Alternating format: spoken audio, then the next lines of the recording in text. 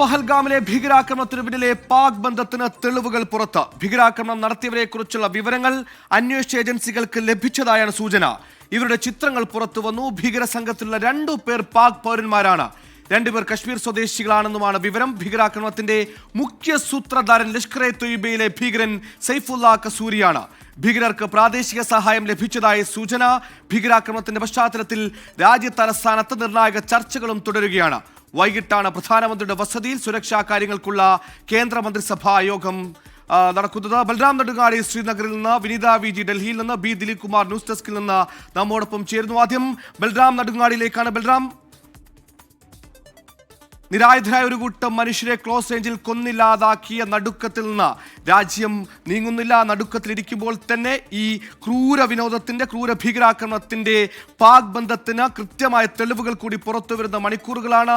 തിരിച്ചടി ഇതെന്തായിരിക്കും, അതെങ്ങനെയായിരിക്കും എന്നടക്കം തീരുമാനിക്കാൻ മാരത്തൺ ചർച്ചകൾ ദേശീയ തലത്തിൽ നടന്നുകൊണ്ടിരിക്കുന്നു. പാക് ബന്ധത്തിന്റെ കൃത്യമായ സൂചനകൾ പുറത്തു വരുന്നു. ലഷ്കർ-ഇ തൊയ്ബ എന്ന ഭീകര സംഘടനയുടെ പ്രാദേശികമായ ഒരു ഫ്രാക്ഷൻ മാത്രമാണ് ദ റെസിസ്റ്റൻസ് ഫ്രണ്ട് എന്ന കൃത്യമായ തെളിവുകൾ വരുന്നു. ബൽറാം നെടുങ്ങാടി നമ്മോടൊപ്പം ചെയ്തു. ബൽറാം, അതിക്രൂരമായ ഒരു ഭീകരാക്രമണം കഴിഞ്ഞ് മണിക്കൂറുകൾ കഴിയുന്നു. എങ്ങനെയായിരിക്കും ഇനി പ്രതിരോധ മന്ത്രാലയത്തിന്റെ തിരിച്ചടികൾ?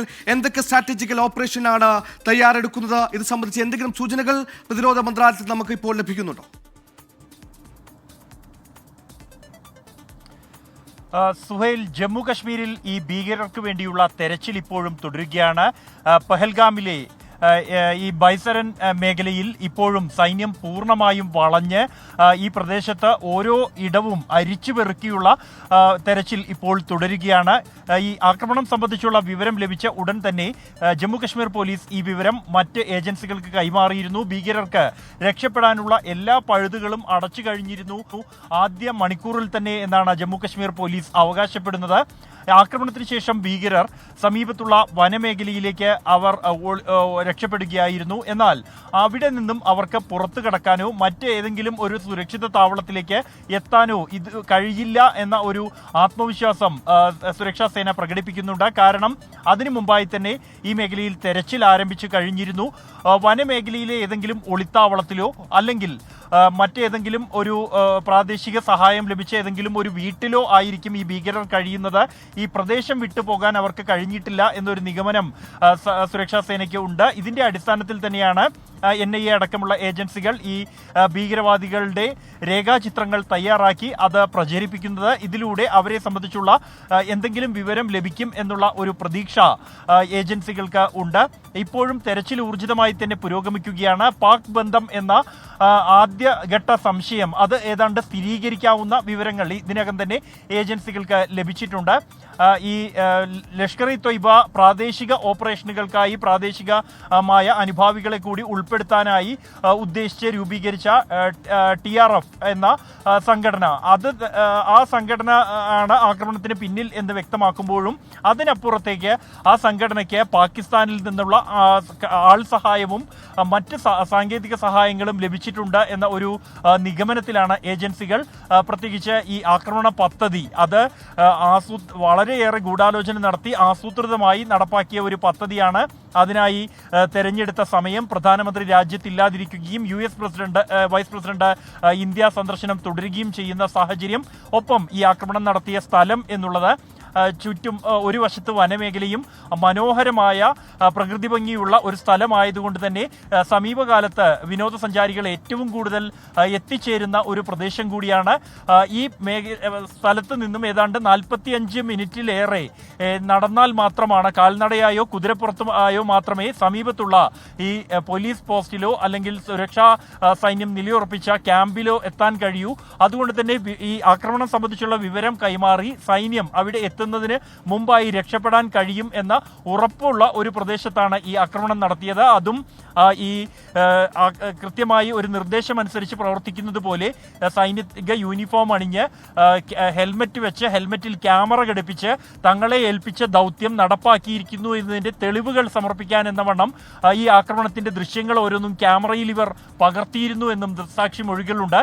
ഇതെല്ലാം തന്നെ പാകിസ്ഥാൻ ബന്ധം കൃത്യമായി ഇതിനുണ്ട് എന്ന് വിരൽ ചൂണ്ടുന്നതാണ്. ഏറ്റവും പ്രധാനമായ ഒരു കാര്യം എന്നുള്ളത് ആക്രമണത്തിന് ഉപയോഗിച്ചിരിക്കുന്ന തോക്കുകൾ അത് അമേരിക്കൻ നിർമ്മിതമായ തോക്കുകൾ MK, AK-47, 56 എന്നീ വിഭാഗത്തിൽ വരുന്ന തോക്കുകളാണ് എന്ന് കണ്ടെത്തിയിട്ടുണ്ട്. അതിലെ വെടിയുണ്ടകൾ പരിശോധിച്ചതിൽ നിന്നും. അതുകൊണ്ട് തന്നെ ഒരു പ്രാദേശിക ഭീകരവാദ സംഘടന TRF-നെ പോലെ ഒരു സംഘടനയ്ക്ക് അത്തരത്തിൽ ഒരു ഈ AK-47 തോക്ക് ഉൾപ്പെടെ ലഭ്യമാകുക എന്നുള്ളത് അത്ര എളുപ്പമല്ല. അതുകൊണ്ട് തന്നെ ഇതിന് ഒരു സംഘടന, ഒരു ഔദ്യോഗിക സ്വഭാവമുള്ള ISIയോ അല്ലെങ്കിൽ പാക് സൈന്യത്തിൻ്റെയോ മറ്റോ സഹായം ഉൾപ്പെടെ ലഭിച്ചിട്ടുണ്ടാകാം എന്ന ഒരു നിഗമനത്തിലാണ്. എന്തായാലും പാകിസ്ഥാന് ഈ ആക്രമണത്തിൽ ബന്ധമുണ്ട്.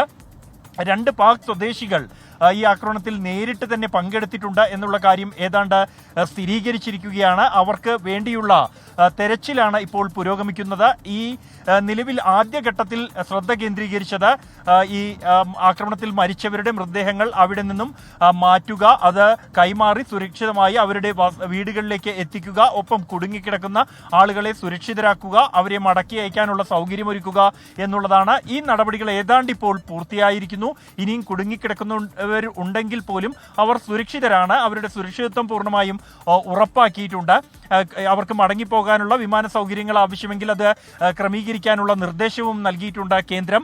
തുടർന്ന് ഇനിയുള്ള നടപടി എന്നുള്ളത് ഭീകരവാദ വിരുദ്ധ ഓപ്പറേഷൻ, ഒപ്പം തന്നെ ഈ ഭീകരർക്ക് തക്കതായ മറുപടി കൊടുക്കുക, അവരെ നിയമത്തിന് മുന്നിൽ കൊണ്ടുവരിക എന്നുള്ളതാണ്. അതിനായുള്ള നടപടികൾ ആരംഭിച്ചു കഴിഞ്ഞിരിക്കുന്നു. അതിനു വേണ്ടിയുള്ള കൂടിയാലോചനകൾ, പ്രാഥമിക കൂടിയാലോചനകൾ പൂർത്തിയായിരിക്കുന്നു. ഇന്ന് പ്രധാനമന്ത്രിയുടെ അധ്യക്ഷതയിൽ ചേരുന്ന സുരക്ഷാകാര്യ മന്ത്രിസഭാ സമിതി യോഗത്തിൽ ഈ കാര്യത്തിൽ ഒരു അന്തിമ രൂപരേഖ തയ്യാറാകും എന്നാണ് നമ്മൾ മനസ്സിലാക്കുന്നത്. ആഭ്യന്തരമന്ത്രി അമിത്ഷാ ആ യോഗത്തിൽ പങ്കെടുക്കുന്നുണ്ട്. അദ്ദേഹം ഇന്ന് രാവിലെ പോലീസ് കൺട്രോൾ റൂമിൽ എത്തി ഈ കൊല്ലപ്പെട്ടവർക്ക് ആദരാഞ്ജലികൾ അർപ്പിച്ച ശേഷം നേരെ പഹൽഗാമിലേക്ക് പോവുകയും നേരിട്ട് സ്ഥലത്തെ സ്ഥിതിഗതികൾ മനസ്സിലാക്കുകയും നാട്ടുകാരുമായും ഒപ്പം തന്നെ അവിടെ പരിശോധിച്ച NIA ഉദ്യോഗസ്ഥരുമായും സംസാരിക്കുകയും ചെയ്തിട്ടുണ്ട്.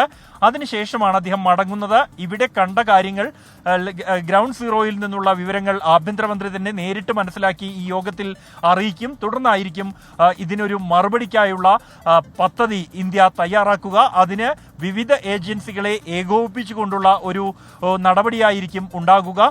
സൈന്യവും അർദ്ധസൈനിക വിഭാഗങ്ങളും ജമ്മു കശ്മീർ പോലീസും നിലവിൽ തന്നെ ഈ പ്രദേശത്തുണ്ട്. NIA സംഘം പരിശോധന നടത്തുന്നുണ്ട്. അതിനപ്പുറത്തേക്ക് രഹസ്യാന്വേഷണ ഏജൻസി IB അടക്കമുള്ള രഹസ്യാന്വേഷണ ഏജൻസികളുടെ പൂർണ്ണ സഹകരണവും ഉറപ്പാക്കിയുള്ള ഒരു ആക്രമണം അല്ലെങ്കിൽ ഒരു മറുപടിയായിരിക്കും ഇന്ത്യ നൽകുക. അതിനായുള്ള പദ്ധതി ഇന്ന് തയ്യാറാക്കും. അതേസമയം ഈ പ്രദേശവാസികളുടെ ഭാഗത്തു നിന്നും ഭീകരർക്കെതിരെ കടുത്ത പ്രതിഷേധം ഉയർന്നിരിക്കുകയാണ്. ജമ്മു കശ്മീരിനെ സംബന്ധിച്ചിടത്തോളം ഈ വർഷത്തെ ഈ സമീപകാലത്തായി ഭീകരവാദം കുറഞ്ഞു വരുന്നു. പൂർണ്ണമായും സമാധാനത്തിലെത്തി എന്ന പ്രതീതിയിൽ നിരവധി ടൂറിസ്റ്റുകൾ, ഓരോ ദിവസവും 10,000-ഓളം ടൂറിസ്റ്റുകൾ ഈ കഴിഞ്ഞ ഒരു മാസത്തോളമായി ജമ്മു കശ്മീരിൽ എത്തിയിട്ടുണ്ട് എന്നാണ് കണക്ക്. ഇനി ഈ 3 മാസത്തിലേറെ ഈ സീസൺ നിലനിൽക്കാനിരിക്കെയാണ് ഇത്തരത്തിലൊരു ആക്രമണം ഉണ്ടാവുകയും ഇവിടെയുള്ള ടൂറിസ്റ്റുകൾ മുഴുവൻ മടങ്ങിപ്പോകുന്ന സാഹചര്യം ഉണ്ടാവുകയും പുതിയതായി വരാനിരുന്ന ടൂറിസ്റ്റുകൾ അവരുടെ യാത്ര റദ്ദാക്കുകയും ചെയ്തിരിക്കുന്നത്. മേഖലയ്ക്ക് വലിയ സാമ്പത്തിക ആഘാതം ഇത് സാധാരണ ജനങ്ങളിൽ പോലും ഉണ്ടാക്കിയിരിക്കുന്നു. അതിൽ കടുത്ത രോഷം ഈ ജനങ്ങൾക്കുണ്ട്, അതവർ പ്രകടിപ്പിക്കുന്നുണ്ട്. കൂടാതെ ഈ ഭീകരവാദികളെ മനുഷ്യർ എന്ന് പോലും വിളിക്കാൻ കഴിയില്ല എന്നും അവർക്കെതിരെ കടുത്ത നടപടി വേണം എന്നും നാട്ടുകാർ തന്നെ സ്ഥിരീകരിക്കുന്നു. കൂടാതെ പാക് ബന്ധം തന്നെയാണ് അല്ലെങ്കിൽ പാകിസ്ഥാനാണ് ഇതിന് പിന്നിൽ എന്നുള്ളത് നാട്ടുകാരും സാക്ഷ്യപ്പെടുത്തുന്നുണ്ട്. നാട്ടുകാർ ഒരിക്കലും ഇത്തരത്തിലൊരു ക്രൂരകൃത്യത്തിന് മുതിരില്ല എന്നാണ് അവർ പറയുന്നത്. അതുകൊണ്ട് തന്നെ കടുത്ത നടപടി വേണമെന്ന ആവശ്യം ശക്തമാകുന്നതിനൊപ്പം ഇന്ന് പലയിടങ്ങളിലായി ഇതുമായി ബന്ധപ്പെട്ടുള്ള പ്രതിഷേധ പ്രകടനങ്ങൾ ഉണ്ടായിരുന്നു. ജമ്മു കശ്മീരിലെ ലാൽ ചൗക്കിൽ, ഒപ്പം തന്നെ മറ്റ് ഇടങ്ങളിലും ശ്രീനഗറിൽ, കൂടാതെ മറ്റ് പഹൽഗാം അടക്കമുള്ള ഇടങ്ങളിൽ പ്രതിഷേധ റാലികൾ സംഘടിപ്പിച്ചിരുന്നു. ഇന്ന് സംസ്ഥാനത്ത് പൂർണ്ണമായും ഹർത്താലാണ്. കടകൾ പൂർണ്ണമായും അടഞ്ഞു കിടക്കുകയാണ്. അത് സംസ്ഥാനത്തെ മുഴുവൻ രാഷ്ട്രീയ പാർട്ടികളും ഒറ്റക്കെട്ടായി ആഹ്വാനം ചെയ്ത ഒരു ഹർത്താലാണ്. പൂർണ്ണമായും ഒരു ദുഃഖ അന്തരീക്ഷത്തിൽ തന്നെയാണ് ജമ്മു കശ്മീർ ഉള്ളത്. ആ ഒരു ആക്രമണത്തിൻ്റെ ആഘാതം അത് ഇപ്പോഴും വിട്ടുമാറിയിട്ടില്ല ലഭിക്കുന്നില്ല ഇവിടുത്തെ ജനങ്ങളിൽ നിന്നും എന്നുള്ളതാണ് യാഥാർത്ഥ്യം. ഒപ്പം തന്നെയാണ് നിലവിൽ ഉള്ള സുരക്ഷാ വിന്യാസവും കനത്ത സുരക്ഷാ പരിശോധനകൾ, വാഹന പരിശോധന ഉൾപ്പെടെയുള്ളവ സംസ്ഥാനത്ത് ഇപ്പോൾ നിലവിലുണ്ട്. റോഡുകളിലെല്ലാം തന്നെ പോലീസിനെയും അർദ്ധസൈനികരെയും വിന്യസിച്ചിരിക്കുന്നു. അതേസമയം ഈ പെഹൽഗാം മേഖലയിലെ തെരച്ചിൽ ഇപ്പോഴും തുടരുകയാണ്.